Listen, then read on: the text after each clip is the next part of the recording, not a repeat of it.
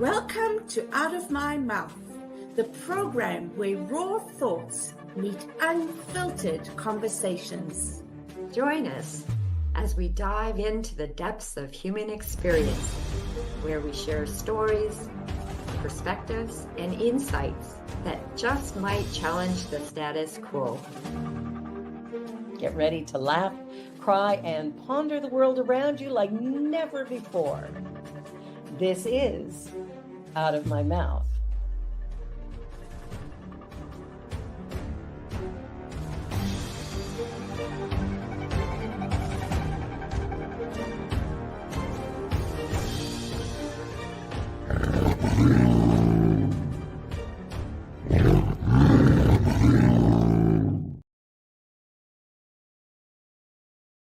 The views and opinions of our guest and hosts do not necessarily reflect those of New Thought Media Network, or any organization we may be affiliated with.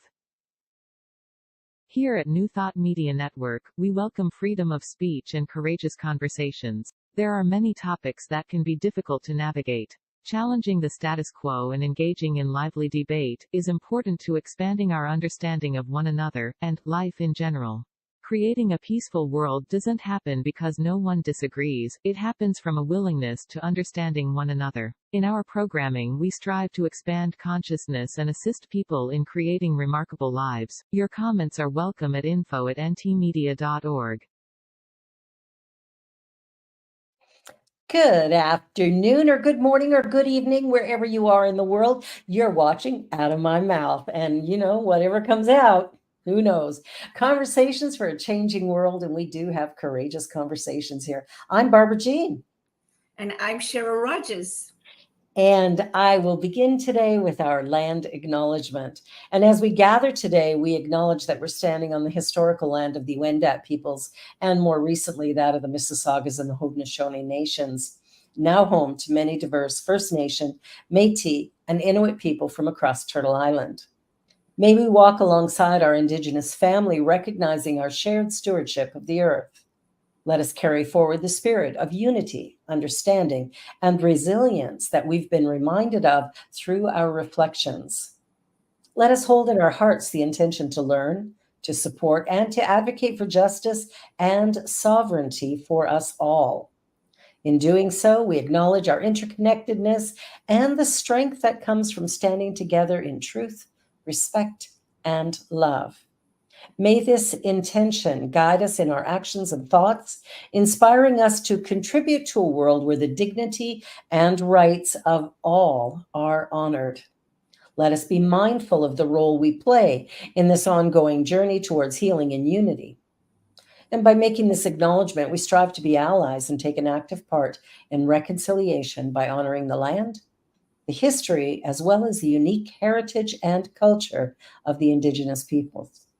This fosters our commitment to create a world that works for the highest and best good of all life. Please take a moment to acknowledge your personal commitment to the land you are on and the path you choose to walk going forward.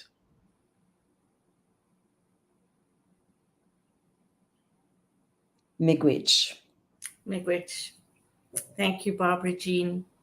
It is my honor and privilege today to introduce you to someone who is normally our co-host, but who is courageously stepping forward and sharing her story with us today. Marg Dupuis.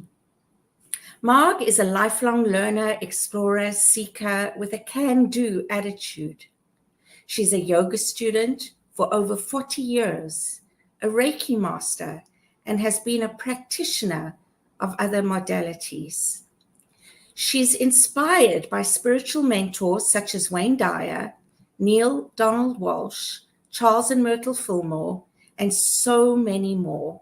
Marg has served on the board of directors of Unity Kitchener, is a co-facilitator of spirit groups, a member of the leadership team at Unity Kitchener, and co-hosts this show. Today, being that it's Mental Health Month, Marg has kindly agreed to share her own experience with this topic as our guest. One more little tidbit of information on Marg is that she's widely known to poke the bear. When I looked up poking the bear, the Urban Dictionary says to act in such a way that has a good but not definite chance of causing trouble, to stir things up. And Marg loves to do that, and she's very good at it. So we love her for it, and we're excited to have her as our guest today. Welcome, Marg. Hi, Marg. Hi, thanks so much, Cheryl. That's quite the introduction, and I like that you threw in that I am known to poke the bear. I think maybe a few people would agree with you on that statement. Mm-hmm. So, Marg, tell us about where your journey started. This is about denial of a diagnosis. So, how did the journey start to getting the diagnosis? Well, thanks, Cheryl. Good question. And first, I would just want to say that I'm someone who aspires to live authentically. And today I thought it was important to come out of the closet and speak about mental health challenges that I've experienced, to continue to live authentically, and hope that there might be some help for other people who maybe live behind the door and think that they can't experience or speak of their experience. I know there's judgment out there, probably not as much as I think there is. Probably more, Marg. Well, yes and no. When I have shared, Barbara, with a few people, I have shared about my past to some people, but not a lot. But there's been acceptance and inclusion and definitely support. Awesome. I've also been reluctant to share my diagnosis because I've heard people gossip about people who have this particular diagnosis. And so there's a label, and I feel and fear that I will be put in the diagnosis in this box of the diagnosis, as opposed to the whole person that I am and what I can contribute to.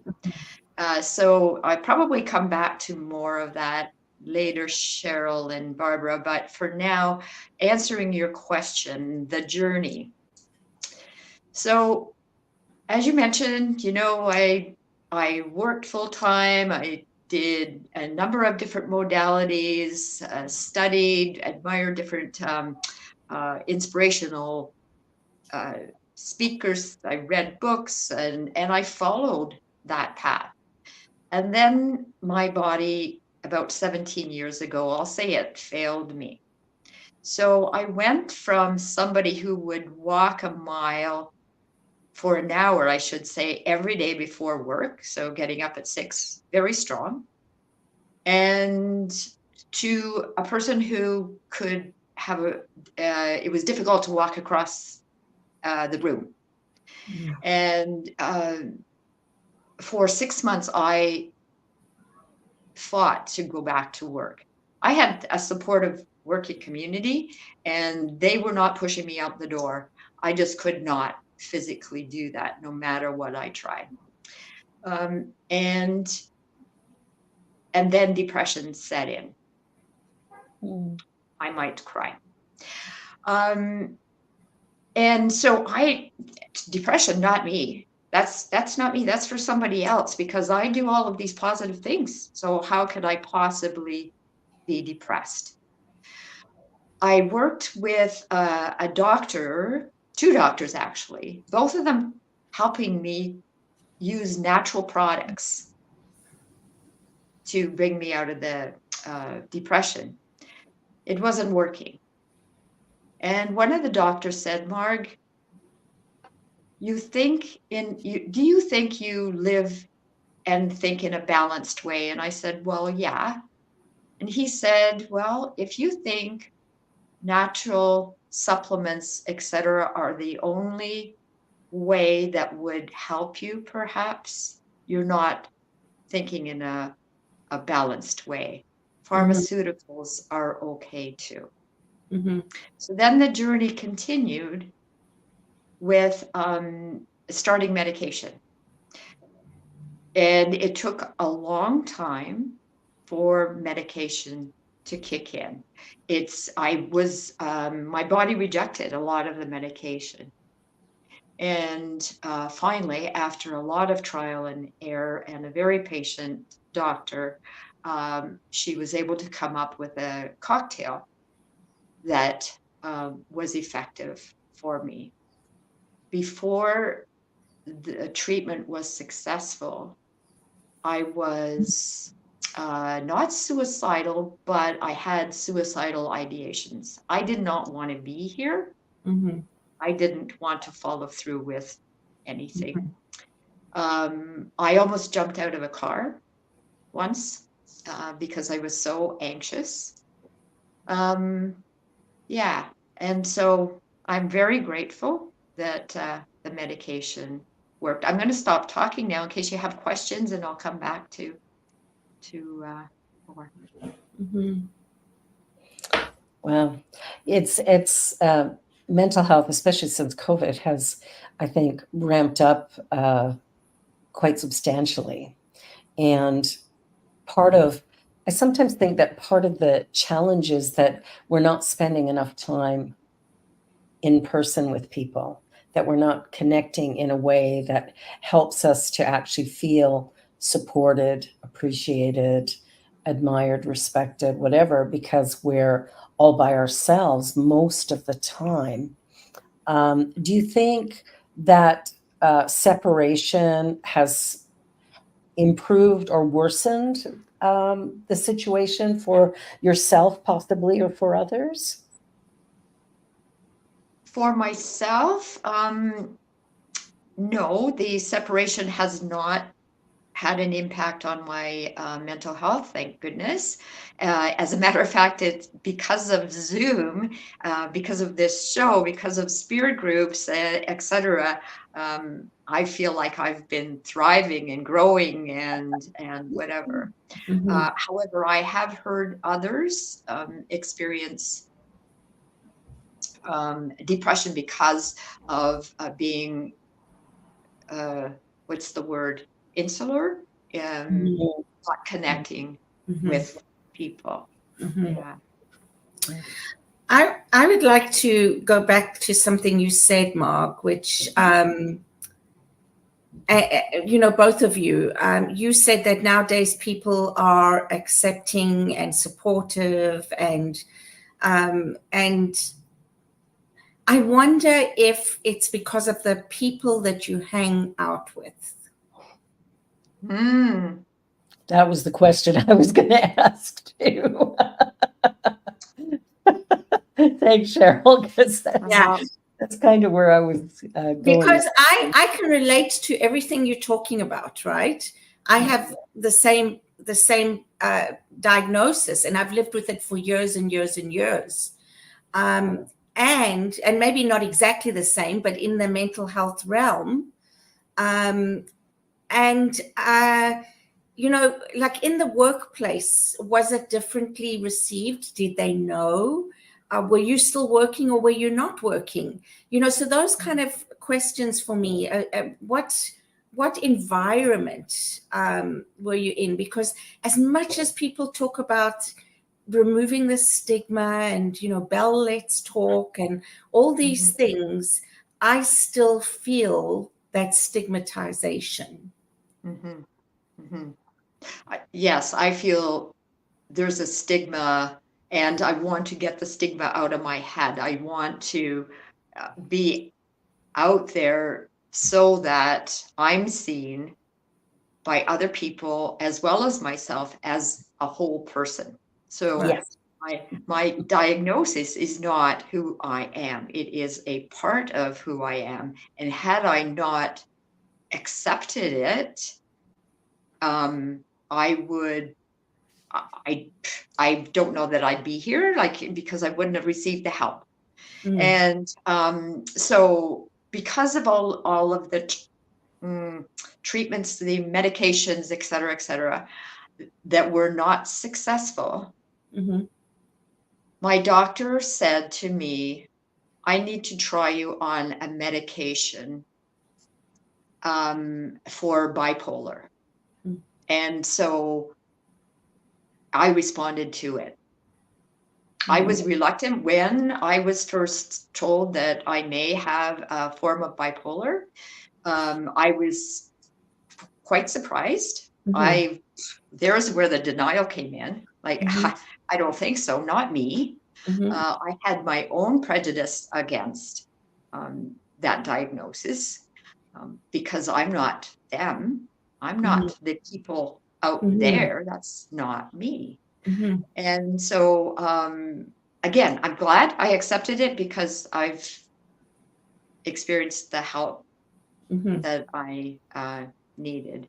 You asked me about the work environment, Cheryl. I never did go back to work because, just time ran out on me, and now I find work in different ways. And as far as the people I hang out with, I truthfully, not all people would I feel comfortable sharing this with.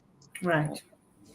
And I think it's important, though, what you are doing, though, like to stand up and say, here's what, because I think sometimes when we have something that, certain people in the world would perceive as a negative, right, as a problem, I'm broken, I'm flawed, whatever, all baloney. But I think sometimes it's like carrying around a backpack full of rocks, and it weighs a ton, and it's like holding us back in so many ways. But in the moment that we speak it, in the moment that we get it out of my mouth, right, out of my head through here, the minute I do that, then it's almost like I've taken the backpack and set it down. Like there's a light energy, because now I don't have to be afraid of somebody finding out, because I've talked about it and expressed, it doesn't define who I am. So good for you. That's, I think my father was bipolar. I'm pretty sure he was never diagnosed, but I'm pretty sure, but his would have been severe bipolar. It's interesting because here the three of us are talking about this, and I didn't realize just how much we do have in common with it, in the sense that my father was diagnosed with bipolar, and he experienced the highs, he experienced the lows, and the highs were unreal, like a fantasy world, like it wasn't reality, right? And he would try and rope me into that. And that only really happened later when I was about 18. So that was a very difficult thing to manage. But just the three of us talking about bipolar is very interesting. And just before the show, we were talking about how many people have a mental health condition. And I think, Barbara, I think you said about a third of the population that is recorded to have a mental health condition, but how many more don't share it and don't speak up and or don't get diagnosed. Or don't get diagnosed, exactly. So this is obviously a big thing in our humanity. And I think that some of it is physical, chemical imbalance, and some of it is circumstantial, right? And so the challenge for me was, I think I was a depressed child. And I grew up with on and off depression. I never wanted to be diagnosed bipolar.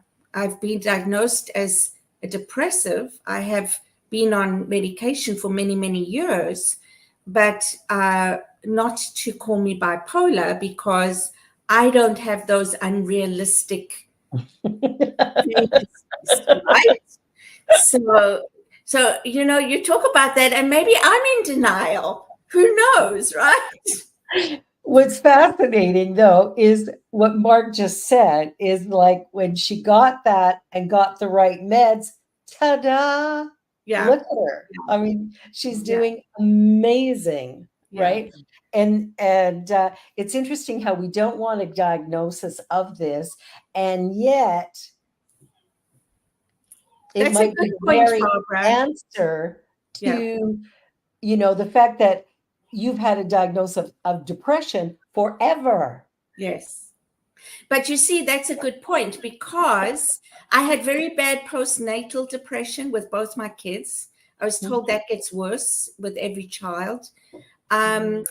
And that's what they told me. And we believe it, and we make it even worse. Exactly, right? And that's part of the journey of self-discovery, right? What we believe and what we allow into our consciousness. But the one thing I do know is that they did try and treat me with lithium, and that didn't work. So lithium did not work for me. It made me even worse, feeling worse. It was just, I didn't feel good. I didn't feel right. So perhaps that's the definitive factor for me. But I certainly have been on antidepressants for years and years and years, and I've tried to go off them. No, because then I just start doing this, right? And I, for the longest time, like you, Mark, was in denial, because this was mind over matter. And if everything is mind over matter, I can do this. I can get through this with my mind. And I couldn't. I was hospitalized. And then I had to work through, okay, if this is a body that has chemical processes, and I mean, it's the most incredible body. It's the most incredible vehicle, with all our hormones and our, what do you call it, minerals, and, all these different things, the serotonin and all these things that we know are chemical components that make us up. I had to eventually say to myself, okay, there's a chemical imbalance, and these antidepressants help right that. So if I need that to function, then that's what I need to do, because not being able to function is not good just for me, but for my loved ones, for the people around me. Because I remember them all, what can I do for you? And nobody can do anything, right? Nobody can do anything. It's like, I don't know why I'm like this. I love you. I've got everything in my life. I've got beautiful children. I'm, a wonderful husband, but yeah. And here you are crying. Yeah, absolutely. But I mean, that's the reality, right? As a human being, right? We know that there's a power in the universe, infinite, and everything that has created all things. And so why do we decide that a pill is not of that? Right? So Marg, as you were talking about getting that diagnosis, what was the journey like for you when you got on the right medication and you started to experience a difference? What was that like for you? What was your experience there? It wasn't a snap changeover. Yeah. Perhaps I was able to, I'm trying to think of the time factor, but I guess it really doesn't matter. I'm just talking. Perhaps so I came to Unity, and believe me, when I came to Unity, I didn't want to be going. Kicking and screaming? I say I came in kicking and screaming. Yep. And actually, it was the drive to Unity one day was when I almost jumped out of the car. So it was, yeah.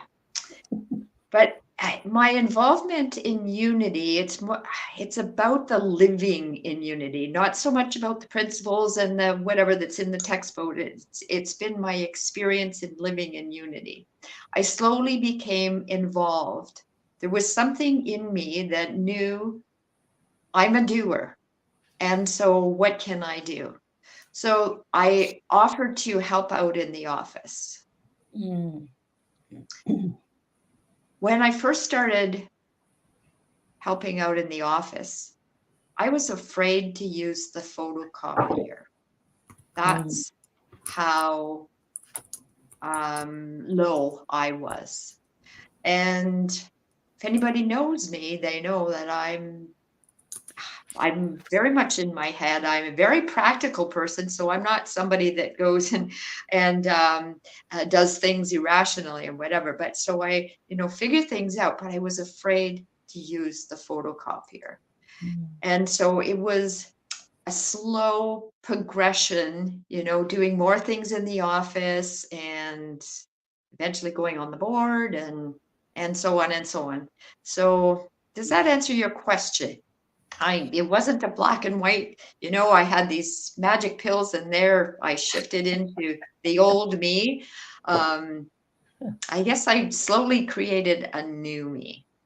Yeah, I think that's a really great way to put it. Well, on that note, let's take a short commercial break. You're watching Out of My Mouth here on the New Thought Media Network, and our guest, Marg Dupuis, normally one of our co-hosts, but today sharing her story with mental health issues. And so we're going to be back in just a moment, so don't go away. More to come.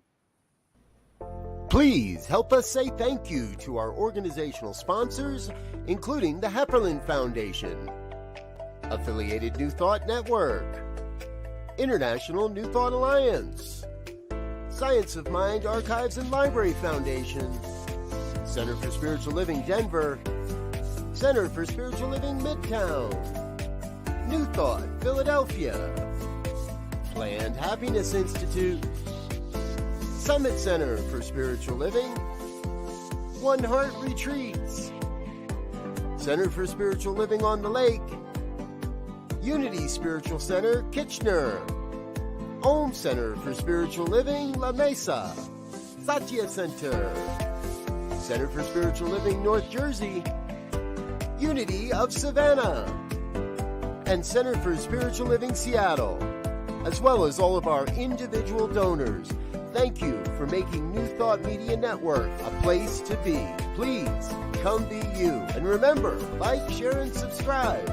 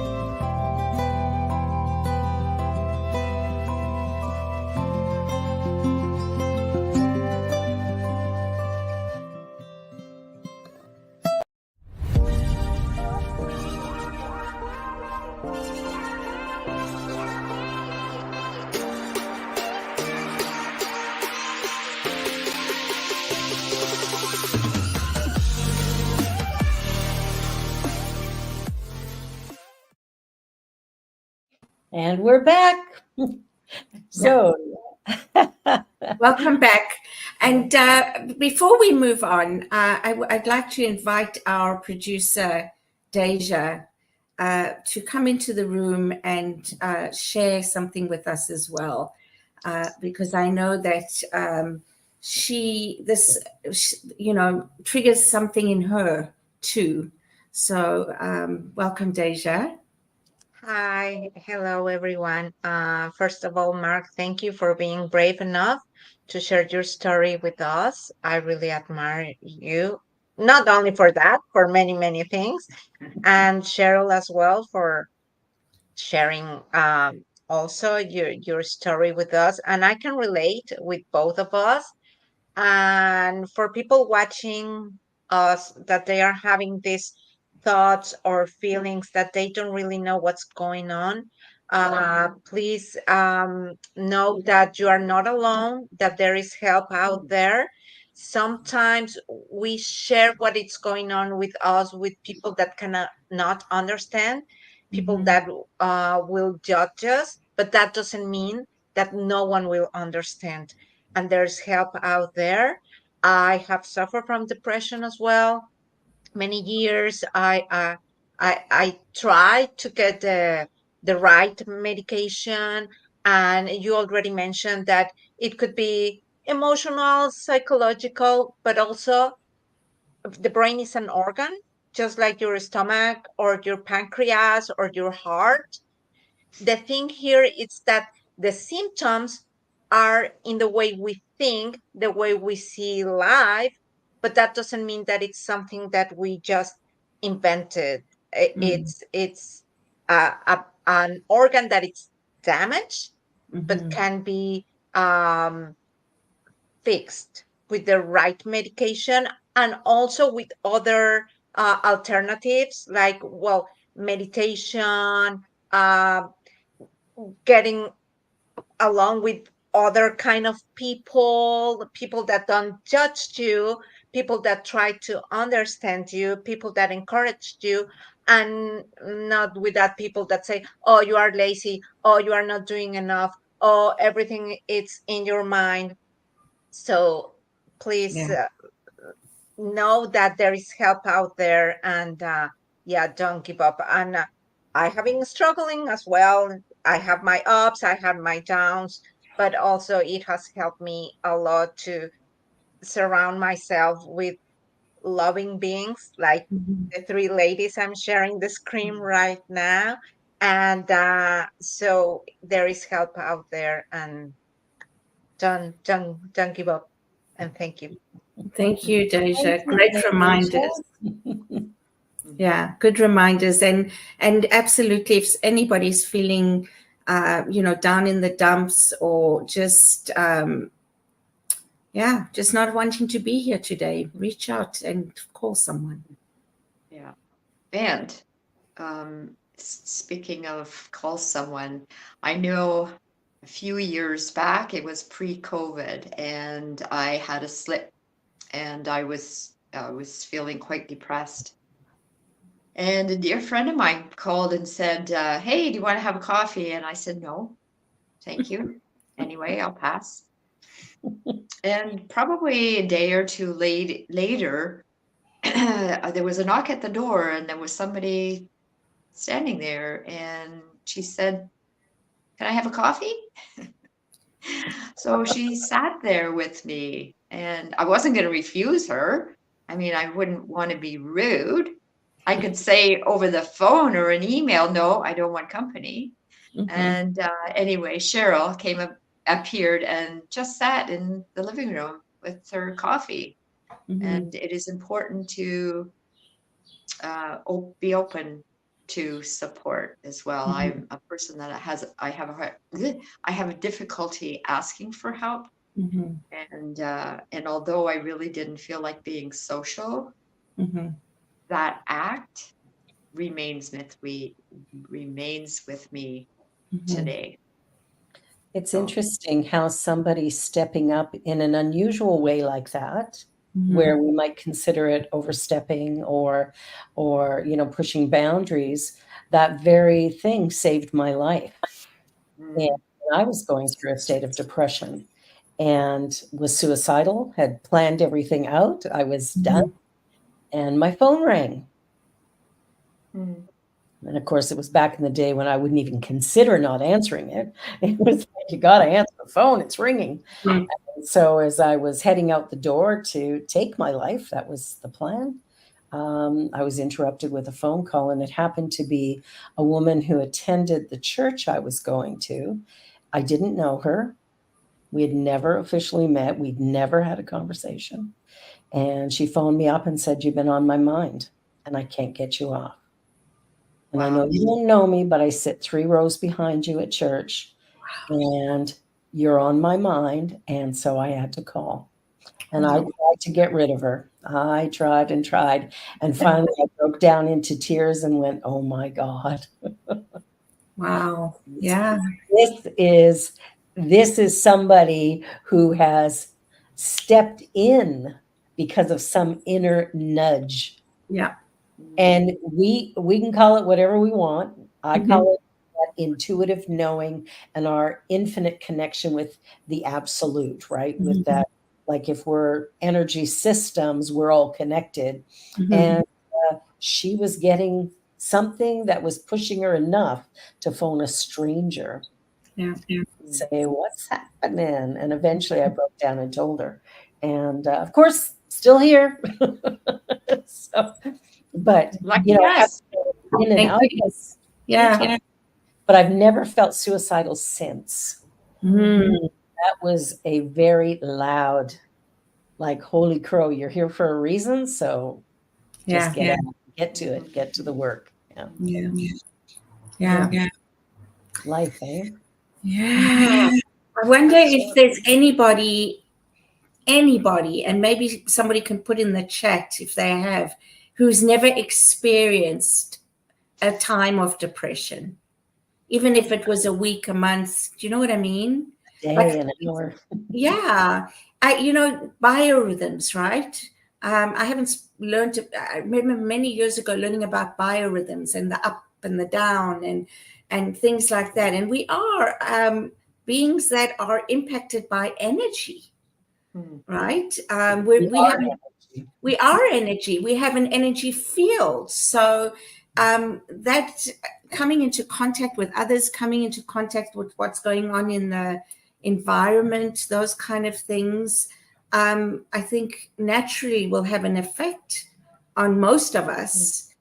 In fact, on all of us. It's just that some of us will be more sensitive to it than others, right? Yeah. Mm-hmm. Mm-hmm. I think of my dad, and he suffered from depression, unfortunately. And so he received treatment and medication. I think it started with him when he was either 60 or 65, just approaching retirement age. And so he was a very capable man that could do anything, just anything, to somebody who couldn't pick up the use the lawnmower. Like he was incapacitated, and so he received treatment and medication. And then he was also somebody that used the power of his mind. Napoleon Hill, and there's somebody else, that Dale Carnegie and whatever. And so he got to feeling better, and so he stopped the medication. And twice that happened. And the third time, I don't know, maybe 15 years later, when he went through a depression, by the time he reached out for help, it was too late. So the medication he took did no longer helped him, and he never really recovered himself after that. So I say that because he taught me a lesson. I won't walk around with my medication. That's for sure. I just, yeah, I'm good. And if I need tweaking, then I will listen, and I will also be my own self advocate. Yeah. But I've learned from the lesson my dad taught me. Yeah. And also, I don't think everybody has depression. I'll mention my son here, and he said this to me, and I know he was not being derogatory. I just know my son and how he presents, and he was really trying to figure out why, Mom, I don't understand depression. He said, I know when the Senators lose hockey, I know how I feel then, but so like I say, I know there was he was not putting me down at all. He just could not get this concept out. Relate. And he was trying to get something to relate it to. Yeah. Yeah. Depression is an unusual thing because it's such a place of like, it's like we've shut down the emotional core in a sense where I don't want to experience extremes either way. So I stay in this place of meh, and I can't get out of it because I'm actually not willing to let myself feel whatever it is I have, pushed down or whatever, which is why it's so good to talk about these things, because generally there's something that is causing a trigger. But I think it's so important to talk about it and to talk about what's going on. I know for myself, I'm getting more and more where I just say what's what. Like if I'm feeling if I'm feeling angry. And I remember years ago somebody talking about depression and rage and how the two are kind of hand in hand. Our unexpressed rage shows up as depression. Mm. And I thought, whoa, Yeah. that's something. But of course, bipolar is another thing altogether because it's such a flip flop. And Cheryl, you mentioned your dad would go into a really manic phase, where my dad would go into a very raging phase. Mm. So he would get very angry, very depressed, very down, and but the up part wasn't as severe. Like you didn't notice him being as manic as you did on the depression, but there was that swing. Yeah, my dad had both for sure. Yeah. And he fought the lithium. He fought it because he believed that, the side effects weren't worth it. He was experiencing side effects and he didn't want to be on it. So it really was a very tumultuous time in my life because it was up and down, and they put him in an institution. He got arrested. He got beat up. It was just horrible. It was really horrible. And the sad thing is that the last 20 years of his life, he was in a total depression. And he didn't go out. He hardly did anything except stay in his apartment, sleep during the day, watch TV at night. It was just very sad, very, very sad. You think that our resistance to medication takes us even deeper into the depression? Whereas if we went, oh, this medication, like Marg, you got on the medication, all of a sudden, not all of a sudden, but over time, you started feeling much better. And it's like, wow, this is working. I wonder if when somebody is taking a medication and in their mind they're going, I hate this, I don't want this, I don't like this, this isn't what, I think we undo what could possibly be good by putting all this negativity onto the medication itself, rather than going, every single thing in the universe is energy. Yeah. And how it's formed into a solid state. But it's all one thing. And the other sad thing is that he and I, before that, used to have these wonderful spiritual conversations. He was actually one of my, I used to ask questions, and we used to have these talks. So he told me when I was a kid, nothing is real. It's all an illusion. And I was like, oh, well, that means that I'm going to walk through walls one day, and I'm going to, because for me, I'm here to get whatever it is about. And if it's an illusion, I'm going to be able to do these things. And then I realized later on in life, it is all an illusion, because none of us experience the same thing the same way. So what is reality? Right. Sure. And so these are the kinds of things that I got from him. And yet at the end, he could not. And I'll tell you something else. And this is how we manifest. His biggest fear was to grow old and be alone. Mm. And so it is. Yeah, that was his biggest fear. Wow. And that's exactly what happened. Wow. Yeah. Yeah, amazing. So, Mark, what do you think the biggest win was for you in finally accepting the diagnosis? I mean, you got it, you didn't want it, but you did get around to accepting it. So tell us a little bit about that journey. Don't know how to answer that, because I think it wasn't a one-time deal of acceptance. I believe, like, as I was preparing to talk today, I recognized there is still just a little bit of non-acceptance there. The practical part of me is like, okay, yeah, this is the fact. You take the medication and Bob's your uncle, right? I didn't have I had the severe depression. I didn't have the mania, so I didn't get the double whammy. For that, I'm grateful for. If I look back from when I was a child, I can see some behaviors maybe that were a little bit more accentuated.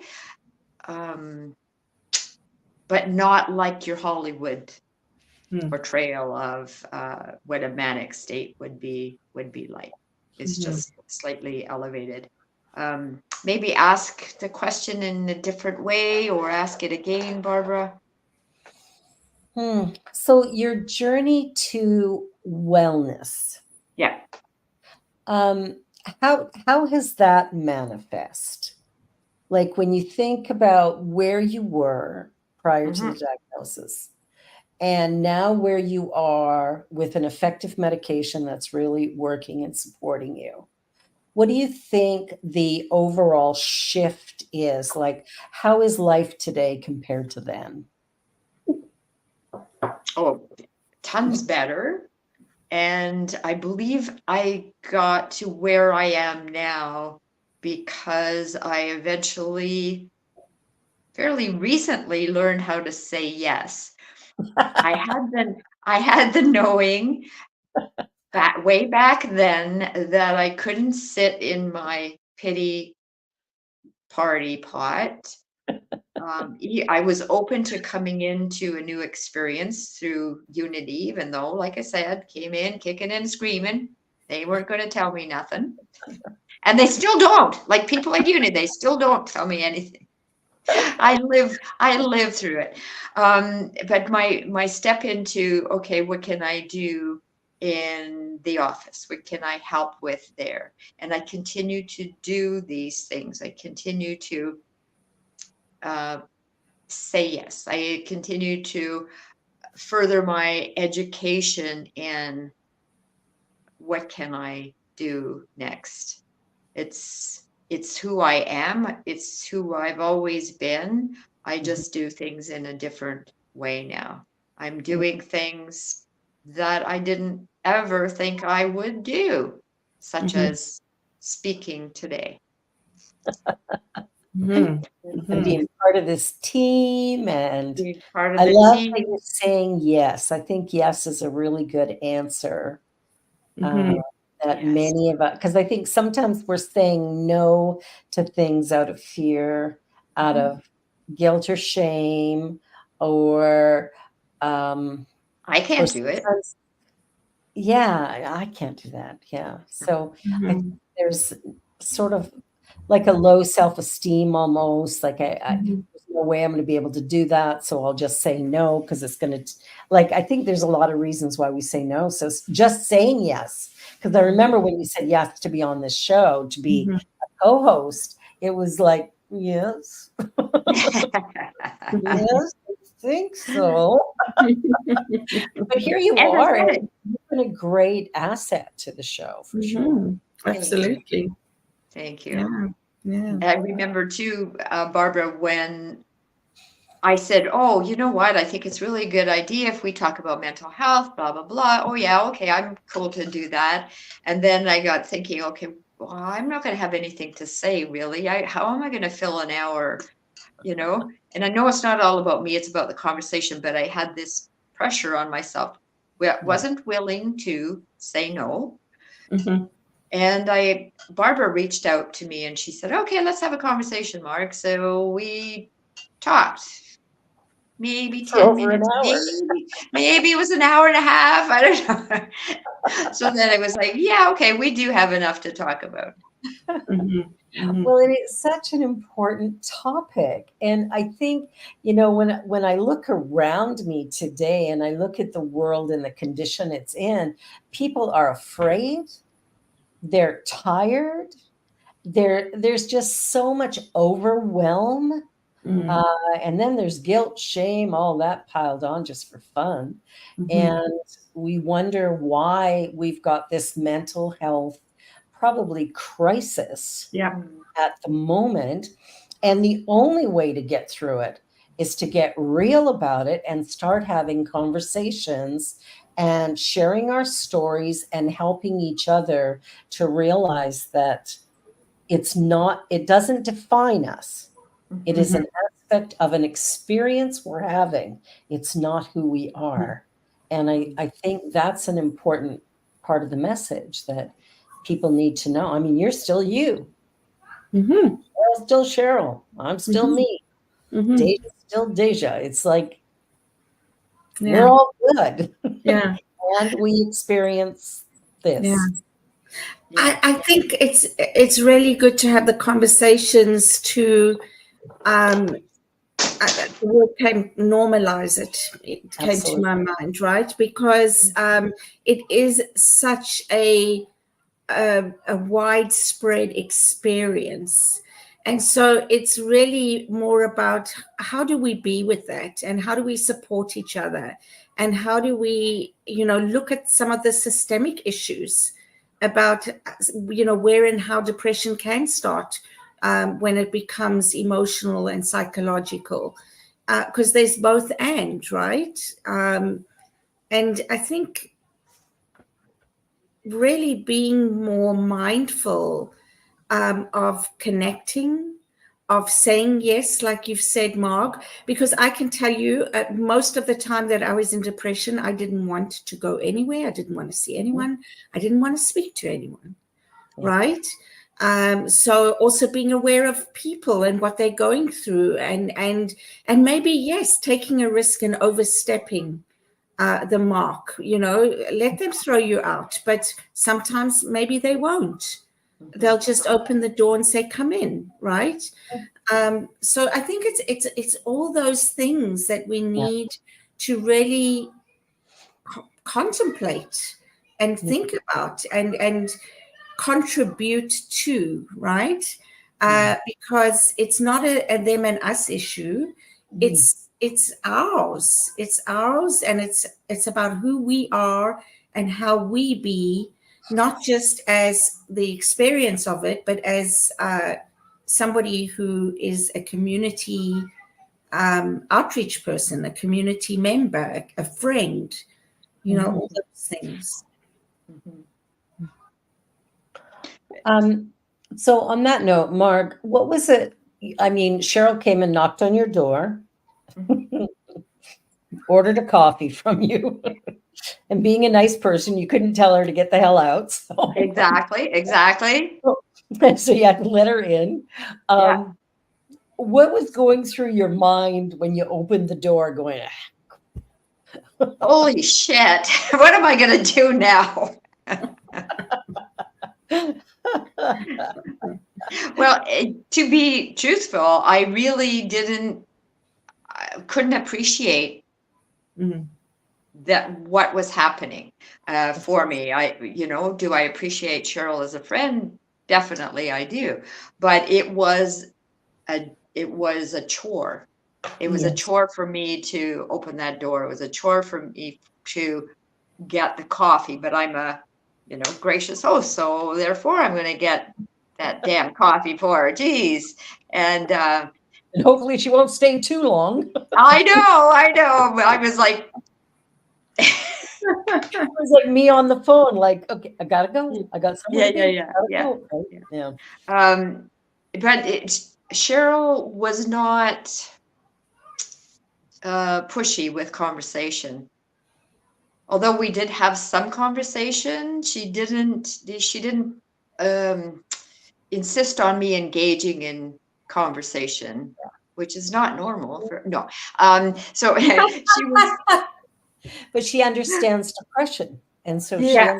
understood. She did, yeah. She was very respectful and sat there with her coffee and occasionally would say something, and eventually I relaxed into it and later recognized the importance of it.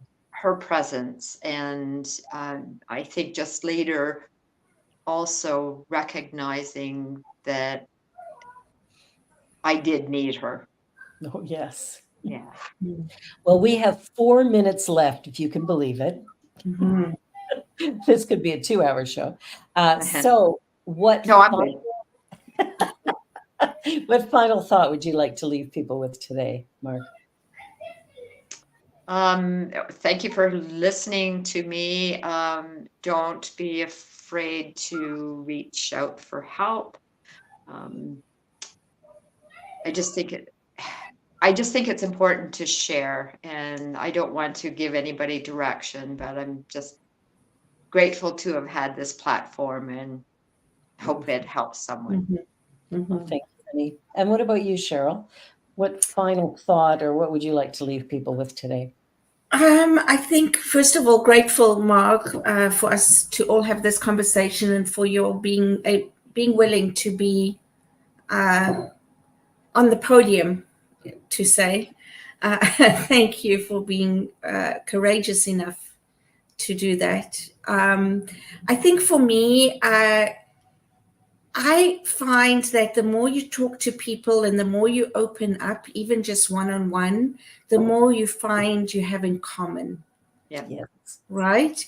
And so often I'll speak about something and somebody else will say, oh, me too. Oh, me too. Right? It's a different Me Too movement. But yeah.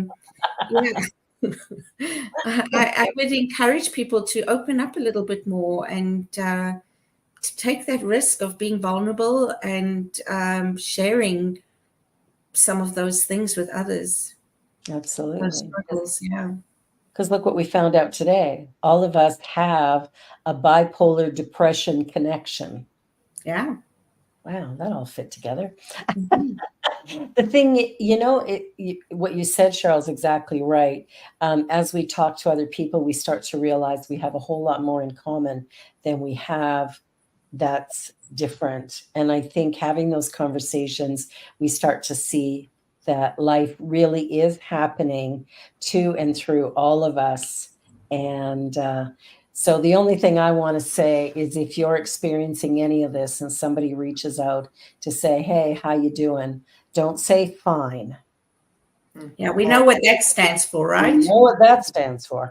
So answer the call and know that it's a remarkable gift that if you're ready to receive it, could be quite transformative. Mm-hmm. Thank you, Marg. You are such a gift. Thank you, Cheryl, for being such a rock star. Deja and Maple, thank you for producing. And Deja, thank you so much for sharing. You really are a remarkable gift in all our lives. And you definitely make this show a whole lot better because it couldn't function without you. And on that note, all I have to say is stay well, take care of your mental health, physical health, and be the very best you can be by honoring the path you walk. Thank you, everyone. You're watching Out of My Mouth, and you're on the New Thought Media Network. Please like, share, and subscribe, and we'll see you all next time. Bye for now. On behalf of everyone at New Thought Media Network, thank you for being a member of our virtual family. Your financial contributions help share the New Thought message with people from around the world. Please visit and contribute at www.ntmedia.org/donate. New Thought Media Network. Come be you. And please like, share, and subscribe. Until next time, peace and blessings.